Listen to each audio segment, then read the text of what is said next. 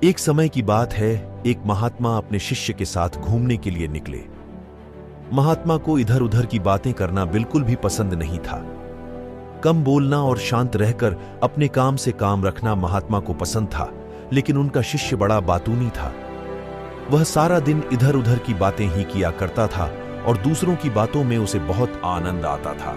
चलते चलते जब महात्मा और उनका शिष्य एक तालाब के पास से गुजर रहे थे, तो उन्होंने वहां एक मछुआरे को पानी में जाल डाले मछली पकड़ते हुए देखा।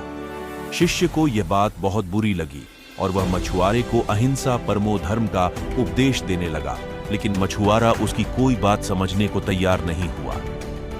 पहले मछुआरा शिष्य की बात को टालता रहा, लेकिन जब शिष्य उसकी बात नहीं माना तो दोनों के बीच में लड़ाई झगड़ा शुरू हो गया। जब दोनों आपस में बहस कर रहे थे तो महात्मा आगे निकल गया था, लेकिन जब महात्मा ने दोनों को आपस में झगड़ते हुए देखा तो वह वापस लौटे और शिष्य को अपने साथ चलने के लिए कहा और शिष्य का हाथ पकड़कर महात्मा उसको अपने साथ ले गए। महात्मा ने शिष्य को कहा, बेटा, हमारा काम तो सिर्फ समझाना है, लेकिन भगवान ने हमें सजा देने के लिए धरती पर नहीं भेजा है। शिष्य ने कहा, गुरुजी, हमारे राजा को इस तरह के लोगों के बारे में पता है जो इस तरह के बुरे कार्य करते हैं, और ना ही वह इनको दंड देते हैं। आखिर इस तरह के लोगों को सजा कौन देगा? शिष्य की बात सुनकर महात्मा ने कहा कि बेटा, तुम परेशान मत हो, इनको सजा देने वाली भी एक अलौकिक शक्ति इस दुनिया में है जो सब कुछ जानती है। भगवान की नजर सबके ऊपर है और वह सबके कर्मों का हिसाब रखते हैं, इसीलिए तुम अभी चलो, तुम्हारा उससे झगड़ा करने का कोई फायदा नहीं है। शिष्य गुरुजी की बात सुनकर संतुष्ट हो गया और उनके साथ चल दिया। इस बात को बीते हुए 2 वर्ष का समय निकल चुका था। एक दिन महात्मा और उनका शिष्य फिर उसी नदी के पास से गुजर रहे थे। शिष्य भी 2 साल पहले वाली मछुआरे वाली घटना भूल चुका था। वहां उन्होंने एक घायल सांप को देखा जो बहुत परेशानी में था। उस सांप को हजारों चींटियां नोच नोच कर खा रही थीं। शिष्य ने यह दृश्य देखा तो उसका दिल करुणा से भर गया। उससे यह सब देखा नहीं गया। वह सांप को बचाने के लिए जाने ही लगा था कि महात्मा ने उसका हाथ पकड़ लिया और उसको जाने से मना कर दिया। शिष्य ने गुरु से पूछा, आप मुझे सांप को बचाने के लिए क्यों नहीं जाने दे रहे?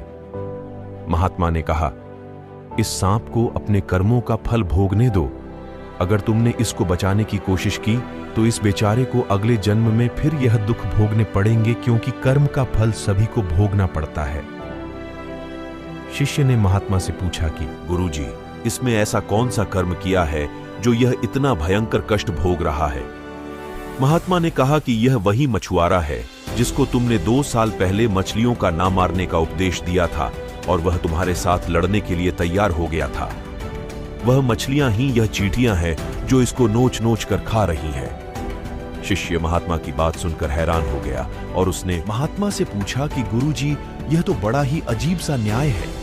महात्मा ने कहा, बेटा, इस दुनिया में है स्वर्ग और नरक के सारे दृश्य मौजूद हैं। तुम्हें इस धरती पर हर जगह ईश्वर के न्याय के नमूने देखने को मिल सकते हैं। इसलिए अपने कर्म को हमेशा याद रखना चाहिए, क्योंकि सच यही है, जो हम करेंगे वह एक दिन हमें भोगना ही पड़ेगा। महात्मा ने कहा कि हमारे जीवन का हर पल बहुत ही कीमती है, इसलिए इस जीवन को बुरे कर्म करके बर्बाद नहीं करना चाहिए। शिष्य को गुरुजी की बात समझ में आ गई। दोस्तों, अगर आपको मेरा यह वीडियो अच्छा लगा हो तो दोस्तों के साथ व्हाट्सएप और फेसबुक पर जरूर शेयर कीजिए। धन्यवाद।